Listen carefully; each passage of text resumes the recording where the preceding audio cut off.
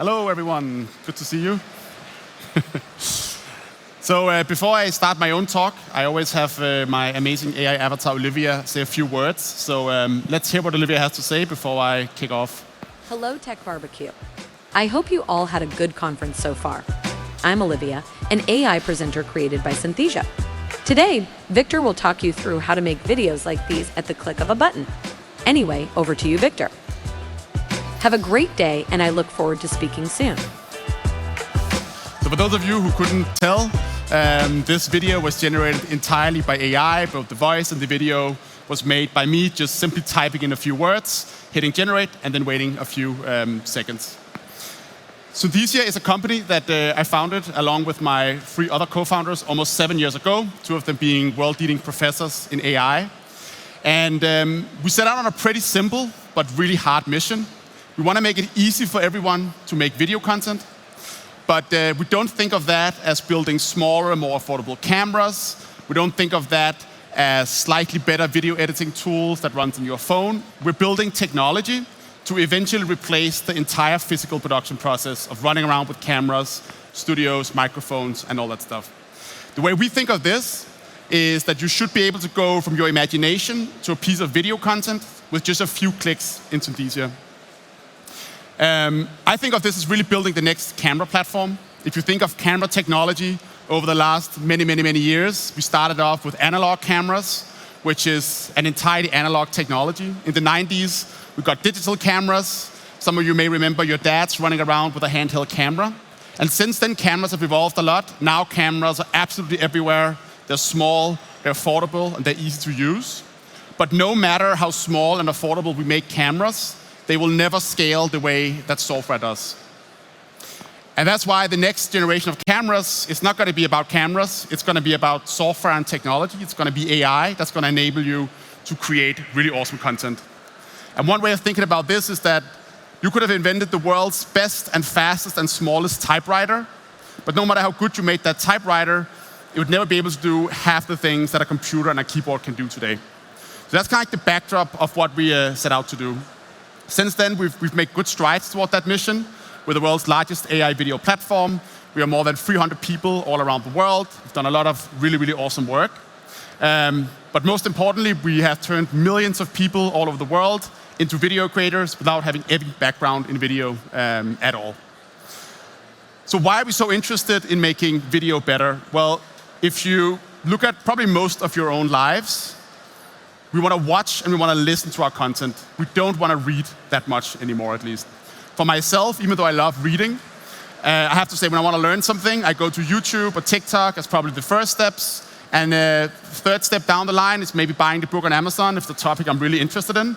But I definitely prefer listening and watching to things. And that's obviously even more true the younger people you look at.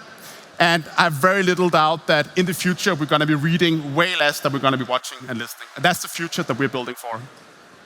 So what's the problem with video today? Well, everybody wants to make video. I don't think anyone here would disagree that video is really important for any business. It works better no matter what you do. But the problem with video production is that it's really difficult to create. It's expensive, it takes a long time, and it's very multidisciplinary. If you take like a simplified view of what it's like to make a video, then you have to write a script.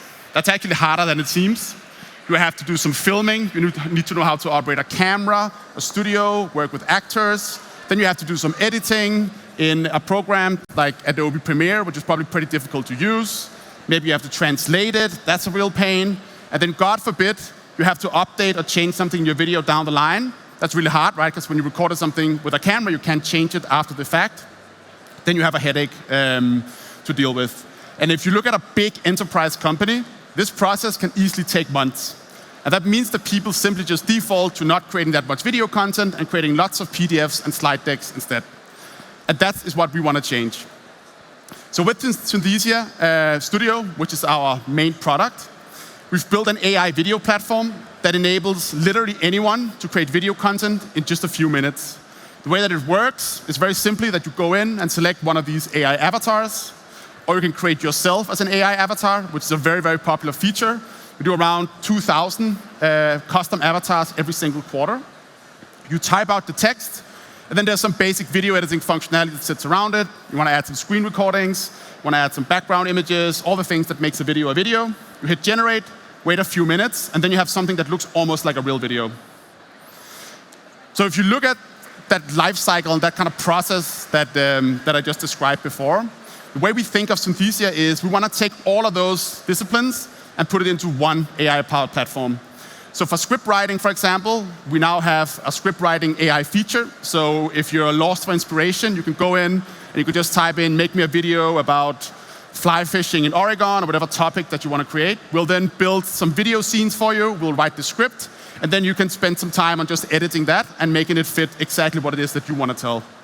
On the filming, we're using our lifelike AI avatars and voices. Obviously, this is where most of our resources go to, being able to actually create this like hyper-real video with just a few words. On the editing side, it's a really easy app to use, as you can see before.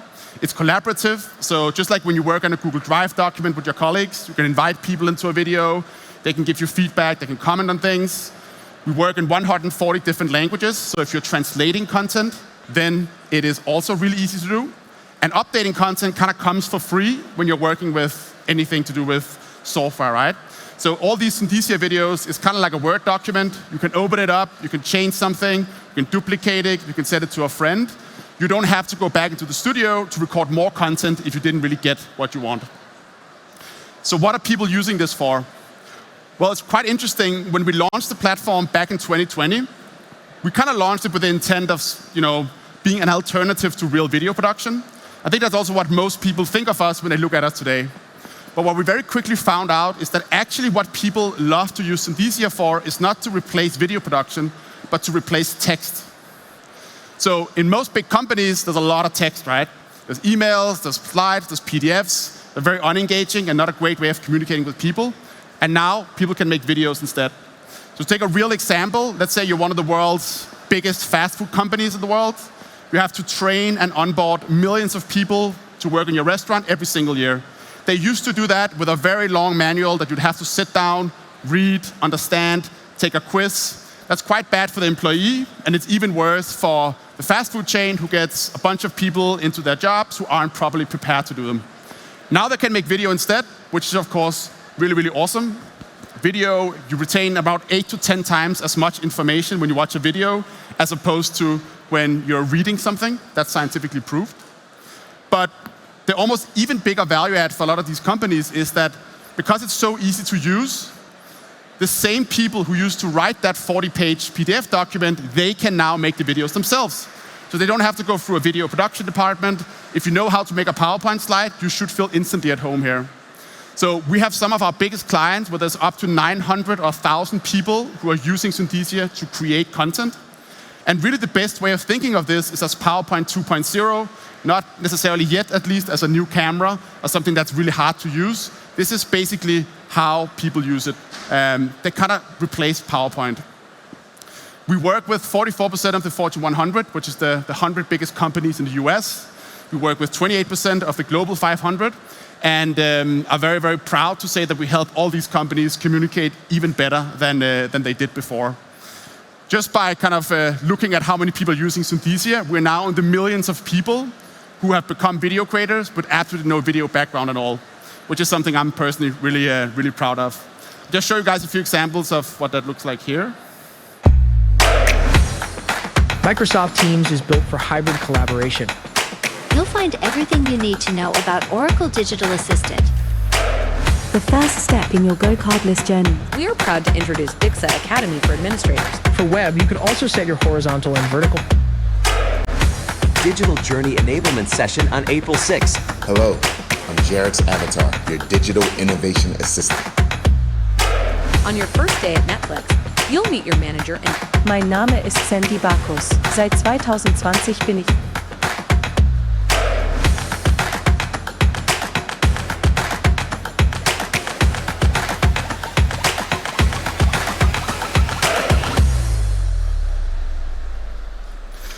This is obviously just a few examples of what people use Synthesia for, but what I think is really interesting is that essentially people use this for anything they would use text for before, right?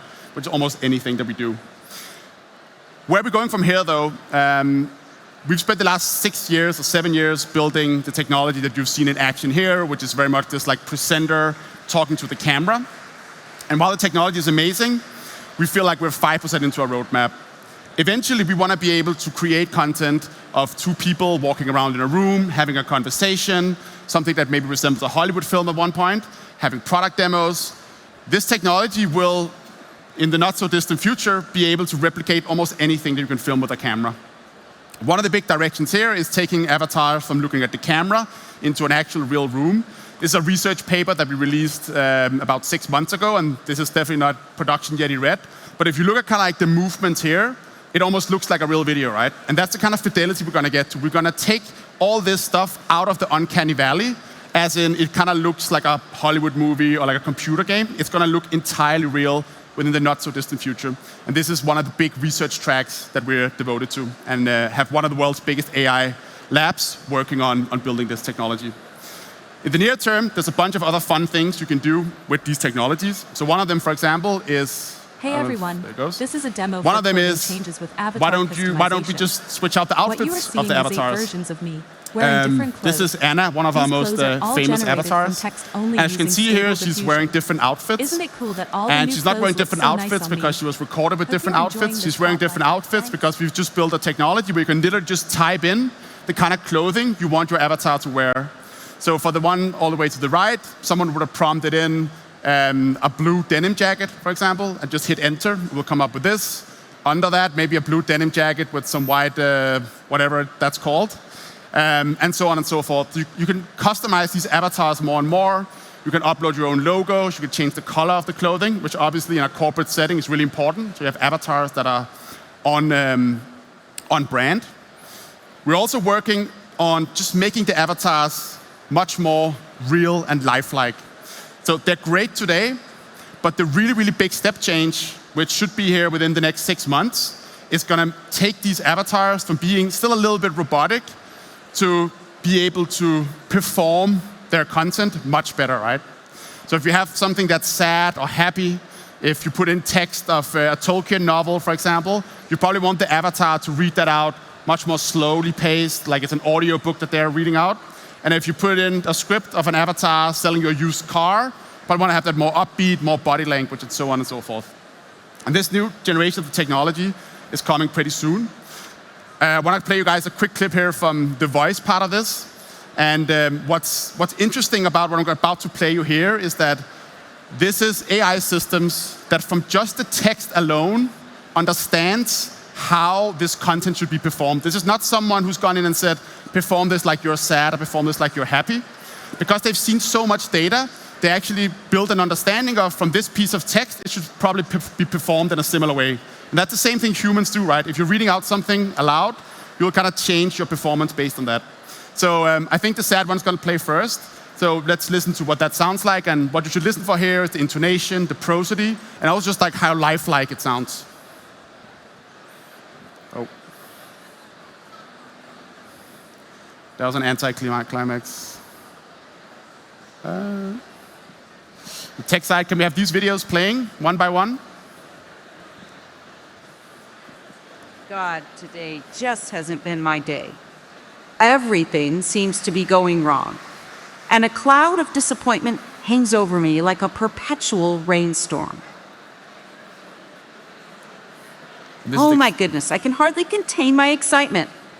The mere thought of what's about to unfold sends a rush of exhilaration through every fiber of my being. I don't know how well you could hear that, but hopefully it came through how much these AI systems actually understand the context of what they're reading out and performs it in very, very different ways, right? So you can imagine in the future, if you want to have avatars that tell jokes, for example, they'll be able to tell jokes in a believable manner.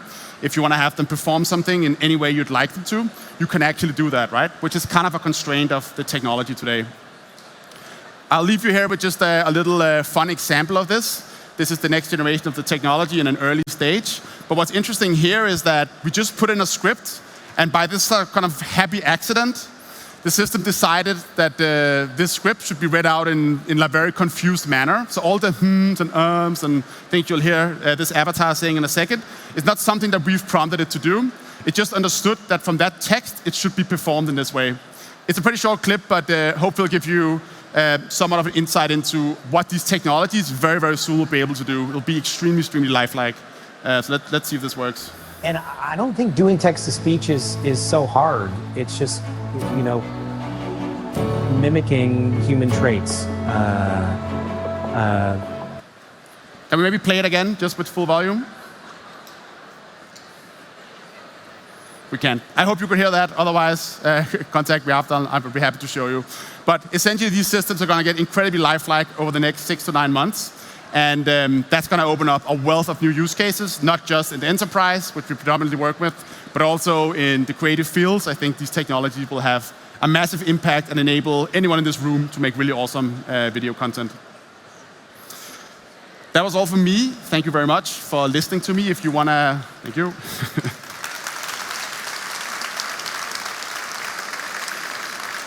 You can make a free video on our website, synthesia.io. You just need to put in some text and your email if you want to try it out. And I think we also have 5 minutes for questions, but I'm not entirely sure. Are we having questions?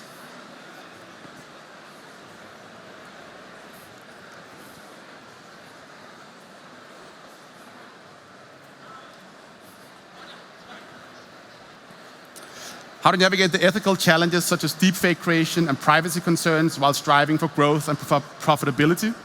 So this is obviously a really important question, and I'm sure many of you are thinking about this. So I think for us, we founded the company on an ethical framework, which is available on our website. And I think of this in 2 dimensions. So the first one is how do we protect Synthesia from bad actors? That one is not easy, but it's a lot more straightforward. So we do very, very heavy content moderation. Be very restrictive with the types of content you can create on our platform. For example, you're not allowed to create news content at all unless you're an enterprise user. You're not allowed to talk about gambling and cryptocurrencies and many of these other fields. And we've kind of decided to take an overly restrictive stance for now, and then we can always open it up later. But we want to make sure that people are not misusing our technology, of course. The second dimension of this is the broader world, right? Because no matter how well we safeguard our technology, there'll be open source technologies, there'll be other players who may have less ethical standards than we do. I spend a lot of my time with regulators in the US, in the UK, and the EU. And I think it's really important that we, as a world, can agree on some high-level guidelines for how we want to work with this technology. And I also think it's really important that we begin to build watermarking technology so that we can trace the provenance of all the content we consume online. It's a really, really deep topic. Happy to talk about it offline, but I think I'll go to the next question now. What are the copyright laws for AI-generated avatars of actual people who owns the image? That's exactly the same copyright law as is in place for any actor today that goes in and is part of an advertisement, for example. You own your own likeness. If it's you on an image or your voice, then you own that 100% yourself. Which are the potential uses of this technology in creating human digital twins? So, to some extent, we already do human digital twins today. So a lot of the customers we work with today, they do have their own AI avatars. Ernst & Young, for example, I think there's around 45 partners that have their own avatar, which they use for both internal and external communication.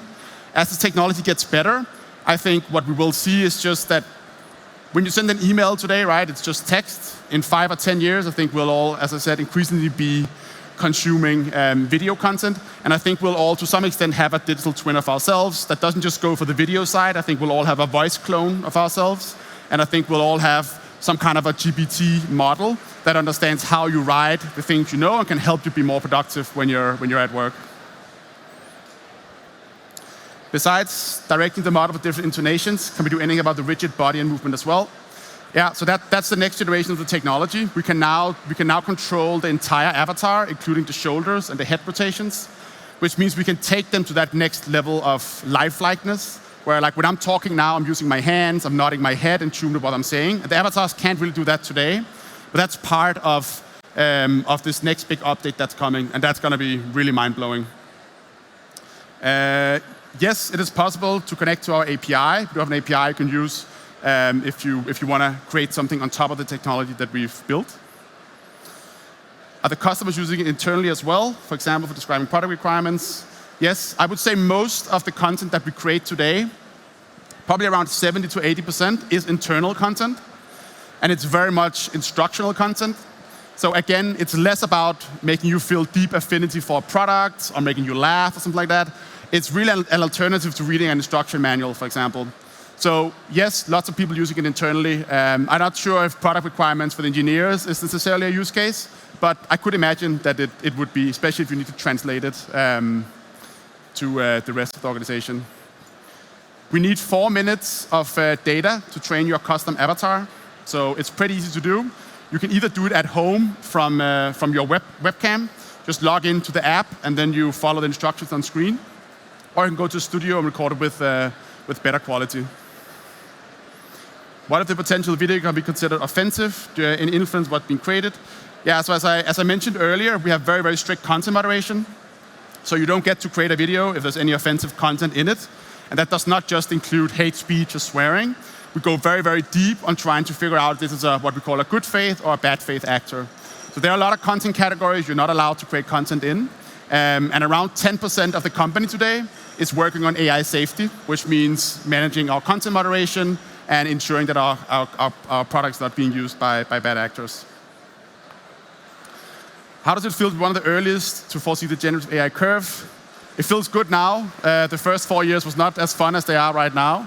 But obviously, it's amazing to kind of like feel like you're at the right place at the right time and have somewhat of a advantage over everyone else who's just starting to build these things now.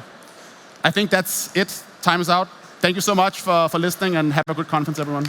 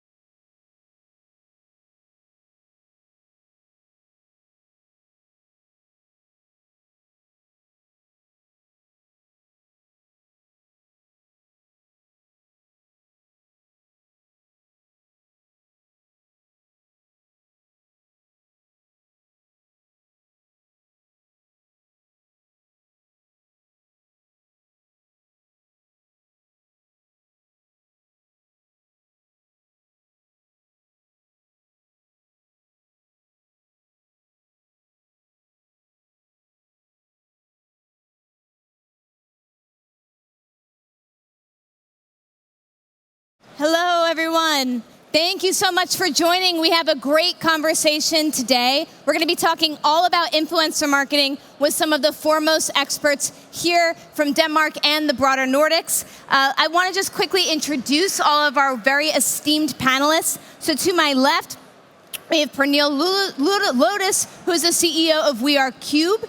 To her left, we have Louise of Bjerre, who is the founder of IGEN, one of the fastest growing e-commerce sort of brand platforms, and she works closely with many major influencers. And then lastly, to her left, we have Fredrik, who is the CEO of the newest influencer SaaS tool called Collabs. Thank you all so much for joining us today. Thank you so much. Thank you. Thank you for having us. Yes, excited to be here. So, one of the things that I caught my attention when I came into TechBBQ is that every single person has their phone, right? Everybody is now their own creator. Yeah. But the challenge, Pernille, is that some people are legitimate full-time content creators who do this for their job, and some people think they are. How do you find the difference between the two? So I would say that that's a good question. Now that people are not watching so much TV anymore and everybody is on their phone, as you're saying, then we're kind of all influencers, walking around just documenting what we're doing, maybe doing collaborations for our own company or just throwing our private lives out there.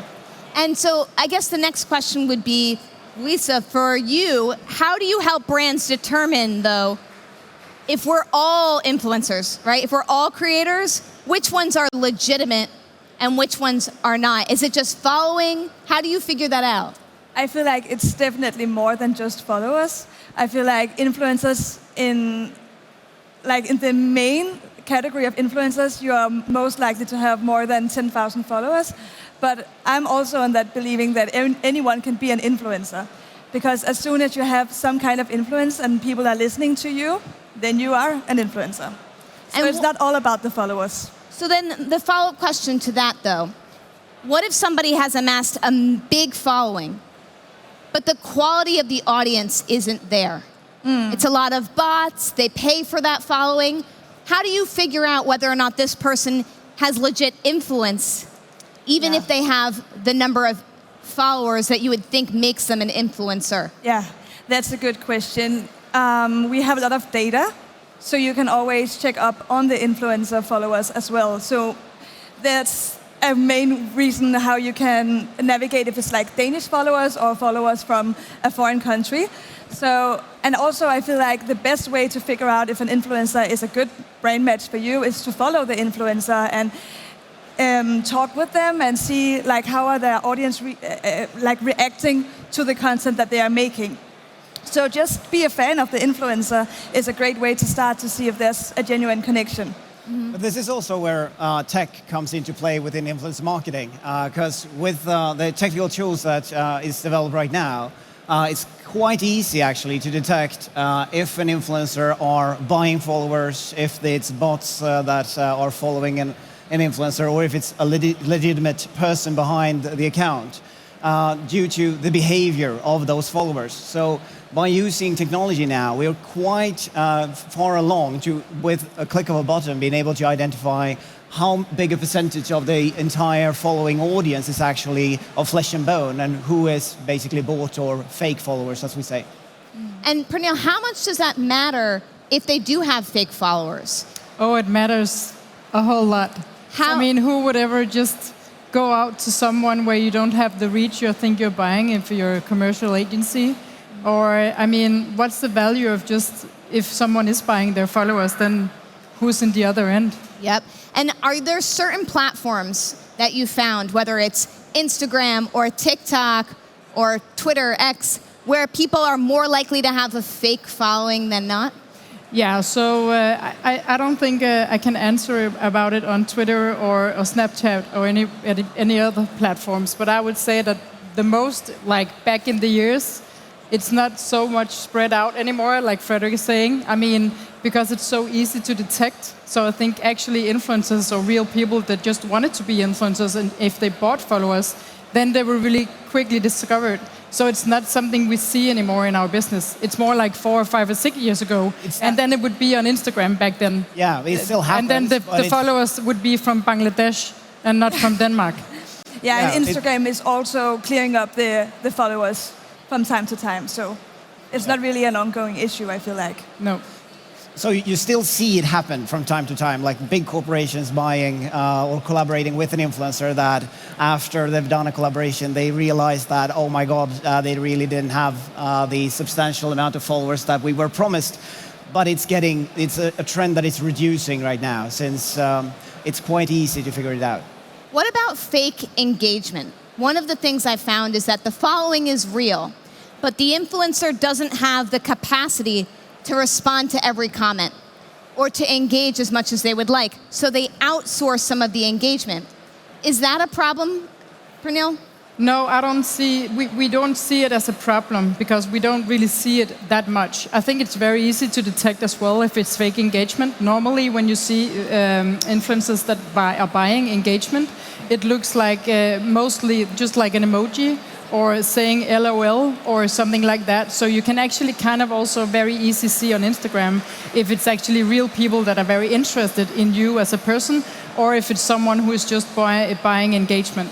And as the same thing, I think you can also say about detecting that within the platform. Yeah, but also like right now, when tech is playing a bigger and bigger role in influencer marketing, the way that we measure influencer marketing is also changing.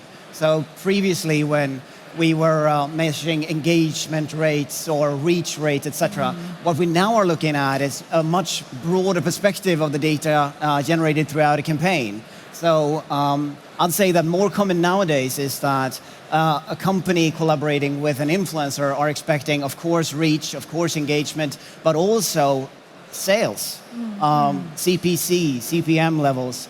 So I'd say that the engagement rate discussion is not a priority for the No, because we clients also track anymore. sales directly now through the platform. Yeah. So it's actually real life numbers. We get live dashboards, seeing the real engagement and actually seeing if the company actually sells products while they do their campaign. If you are an influencer, and Fredrik, this is for you, and you have amassed a pretty big following, how do you find the right partners, influencer marketing firms or agents, to help you facilitate these types of connections with brands? Do you need to get an agent to get represented? How do you get discovered? That's an excellent question. That used to be the case. A couple of years ago, you have to remember that influencer marketing is still an emerging business. It's not old at all. It's very much growing rapidly year by year. And with that growth comes new dimensions to the industry itself.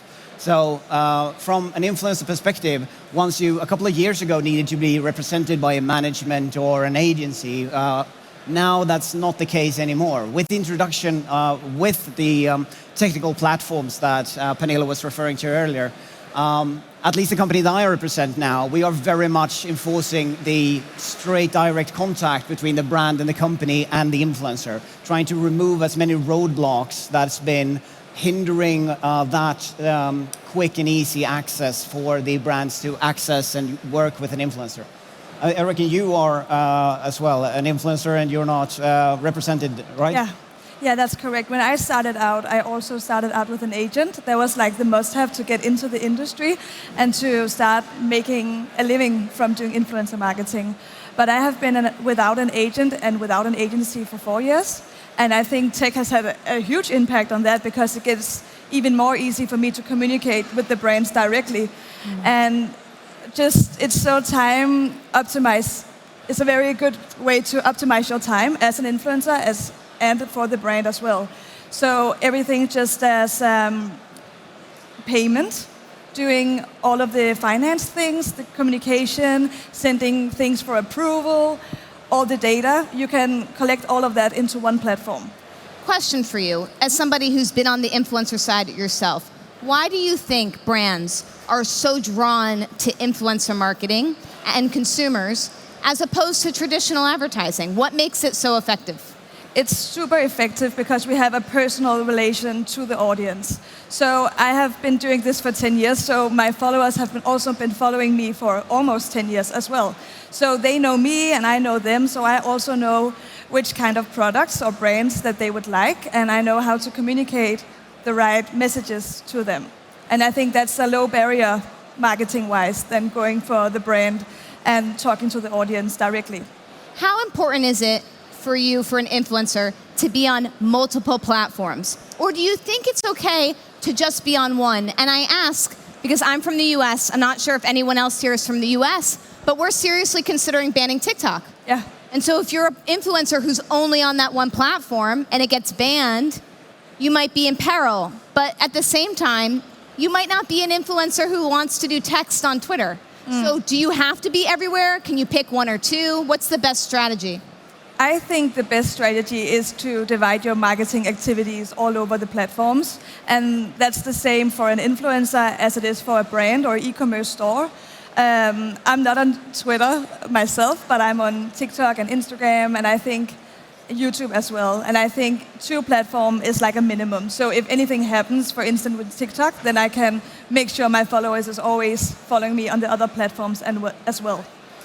Can I add something to please. the other question you asked her? Because I just saw the latest analysis where Influencer Marketing Hub made a question about how many people believe in influencers more than they believe in traditional ads. And it's 98% of Generation C that actually says that they believe in influencers more than in general ads. Wow, so they're more authentic. So they're believing in Louise more than they're believing in television or TechBBQ's partnerships out here. But you know, that also presents a problem. With so many different voices, I think it can be hard to do moderation and figure out, am I working with an influencer who's going to stay true to the brand who's going to align with my mission. Pernille, how do you know? We're actually seeing that as a trend right now. What we see is that besides me trying to persuade Louise into my own stable many times, she's still saying no. I would say that we actually see influencers becoming more and more critical about who they want to work with.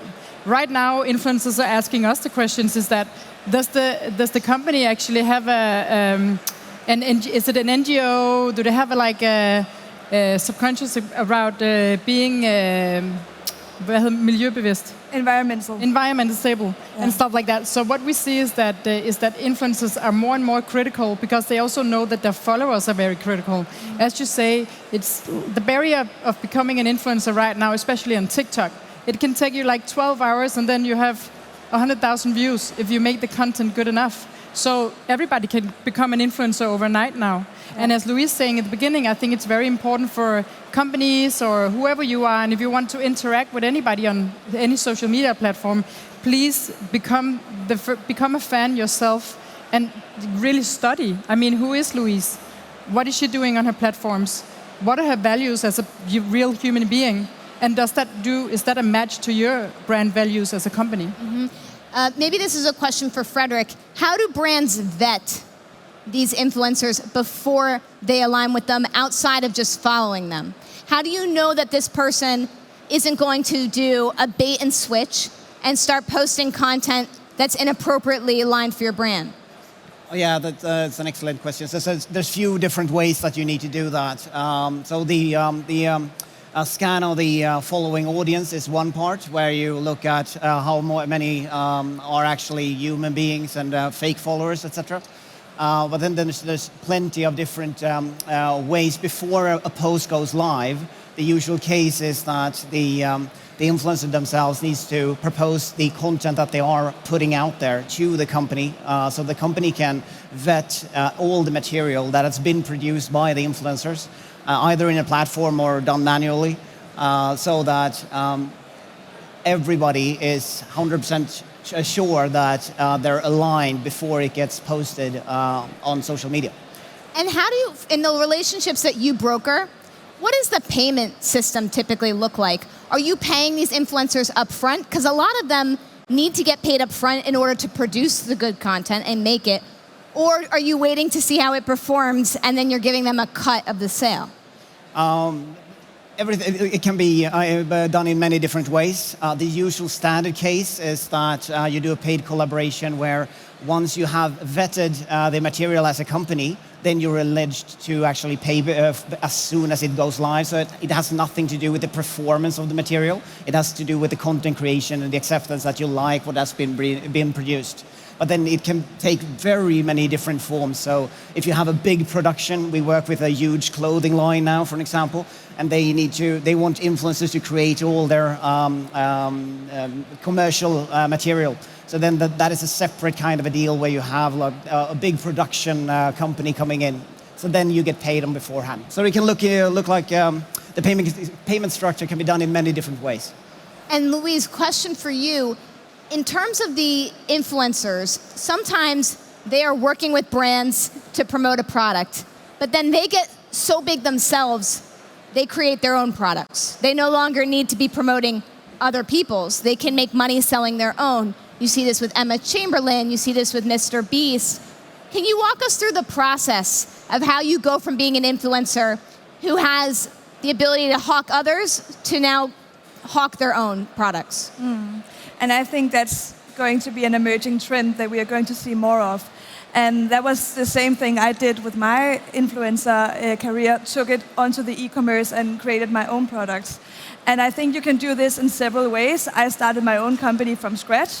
That's one way to do it, but you can also do, such as Chamberlain Coffee did, partner up with e-commerce businesses as well, and then develop products or even businesses on its own together with the influencer.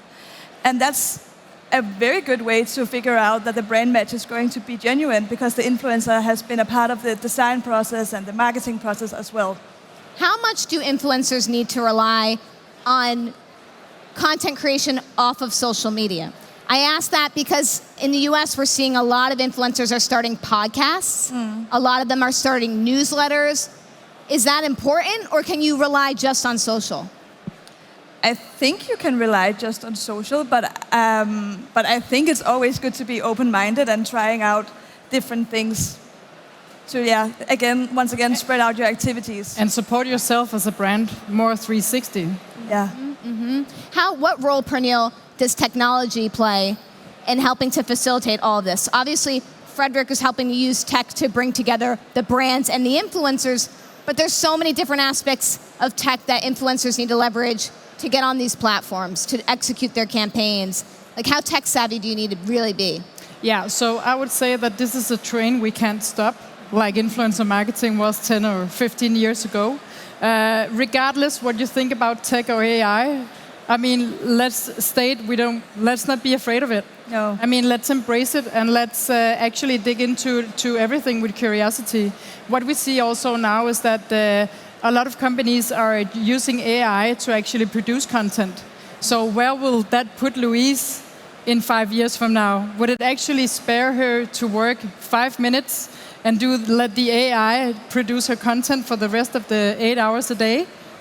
That could be something, right? Yeah. But are you worried about AI messing with your IP protection?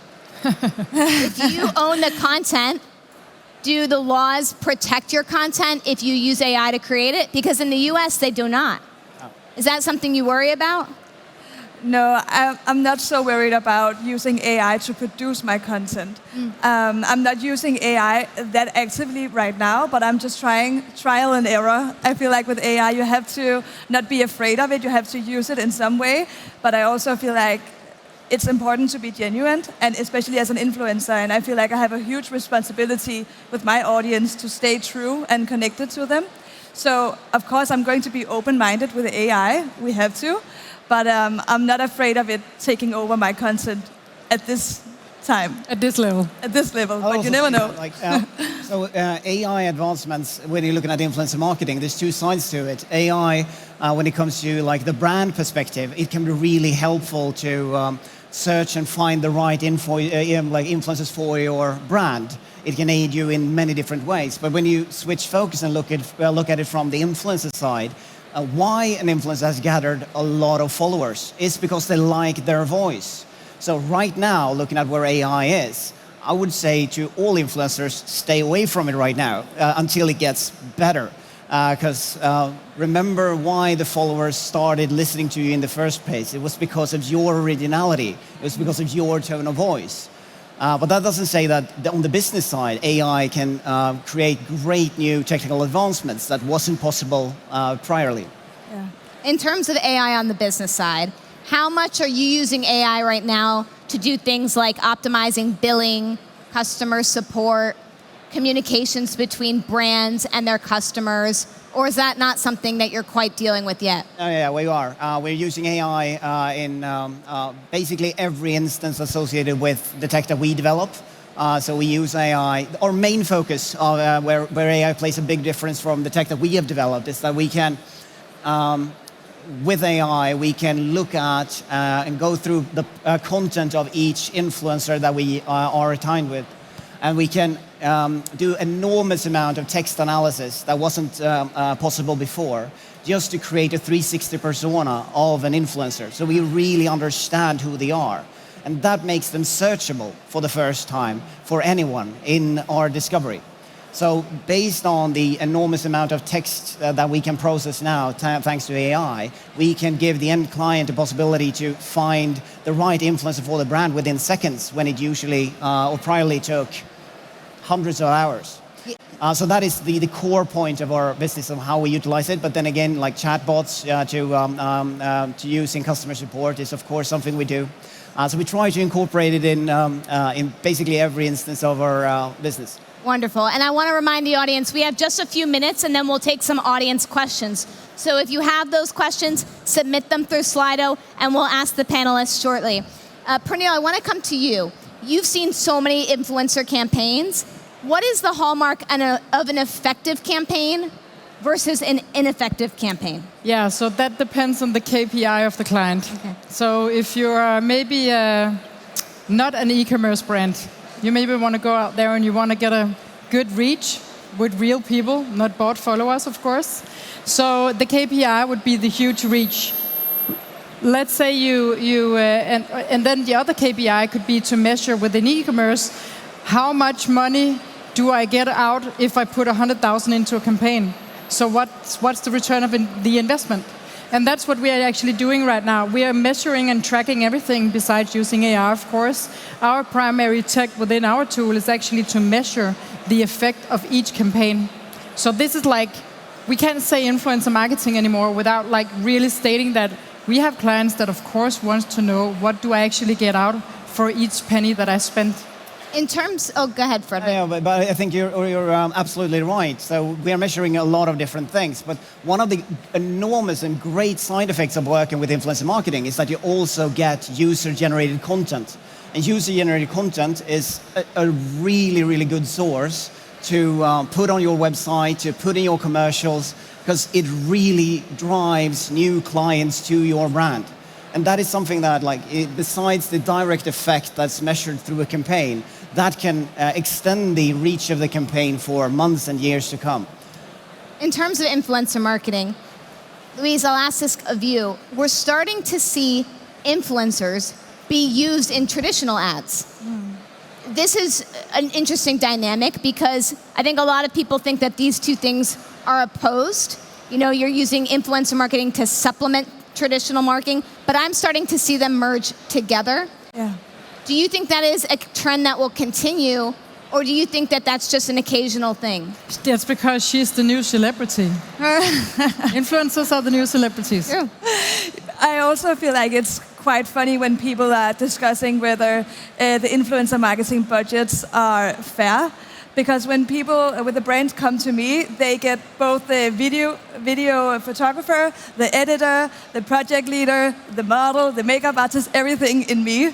So I think it's kind of easy to book an influencer because you get all of this ready-to-go content as you can use as user-generated content as well. So I think it's natural that the normal media is trying it out. But you know, this is a question we have from our audience that fits perfectly with that statement. How do you scale that? I mean, there's only so many hours in a day. So if you, the influencer, are doing all of those things, how do you grow your business? She uses AI in 4 years from now. Yeah. For me personally, I don't do that many brand deals. So I work closely with a few chosen brands, so that helps me learn the brand even more and learn about what the content they prefer and what content performs well with my audience as well. So that's a way I have optimized my time creating content. One of the questions here, Fredrik, is about collabs. Yep. And not just collabs between brands and influencers, but often between influencers together, working on behalf of a brand. How do you work that out from the back end? Is that hard to figure out some of those intra-influencer collaborations? No, not at all. It's pretty standard nowadays that a client, when they're working with influencers, they don't select only one, but instead choose to go with 10 to 100 to sometimes 500 influencers at the same time. And the reason behind that is that to work with micro-influencers and influencers that have not exploded yet, those influencers tend to normally have a much higher engagement rate from their followers. So if you bundle 10 micro-influencers together, you will exceed in reach by only working with one mega influencer, but you will also get the benefit of a much more engaged audience. And to create that in a technical environment is super easy. Pernille, a great question that we got from the audience. How do you make sure you don't over-exploit yourself? Obviously, if you're a rising influencer, you're going to get a ton of inbound. But if you do too much, you look overexposed, you look like you're selling out. How do you strike the right balance? So what we see, we also have influencers actually on a contract here in the Danish department of our company. And what we see is that they actually feel the suffering of overexposing themselves within collaborations because they actually lose followers right in the second that someone thinks that they're doing too much.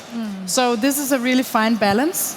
We have influencers that can work with different brands, like maybe 5 different brands a week, if that's really something that they actually lean into. If it's something that it's the coffee that they drink in the morning, it's the product that they use in the hair, and it's the boots that they actually wear, then it's not a problem. But if it gets too bored, or if it's something that's like, yeah, someone just paid you money to do that, they actually see it because they lose followers within the seconds after they post something about it. So then how do you connect the brands that you actually use to be part of your campaigns? Because sometimes this is very niche stuff that an influencer does. Yeah, but actually in our platform, the AI can actually solve that problem for us. Wow. Because we can actually just name the brand, and then the AI actually finds all the influencers that either have it on their picture, on their Instagram or TikTok, or it actually finds the influencers that has been working with these companies before. And then if you work with the competitor, our platform can actually just take that influencer away and then keep the rest. Wow, so if I'm a competitor, if I'm an influencer and I work for one coffee brand, and their competitive coffee brand wants to work with me, your AI can detect that I already work with your competitor. Yes. Now what would happen? And I can take you away and I can keep Louise in. That is amazing. But what would happen if you were overly reliant on the technology and that prevented you from considering what would have otherwise been a great partnership? You know, maybe I would have dropped your competitor for you. How do you get No, that? but we still also, I mean, we don't relay on the tech and AI as much yet. So we're still sitting a big team. We're like 40 people in our company, looking through content, still keeping an eye on the AI. So it's not something that we're just letting loose and setting free out there. Industry expertise will always play a big role in any type of industry. So the tech is there to help out, to basically create faster way of working with the sometimes hassled environment that it is to create an influence marketing campaign. But of course, you will always gain a lot if you know what you do, if you know the industry, and if you also have that fingertip feel of who's fitting with the product and who's not. Well, that's a follow-up question for you then, because obviously you are all experts in this field. You run a very large company, you are an influencer and run a company, but there are a lot of people who claim to be experts. How do you determine who is actually an expert in influencer marketing, Fredrik?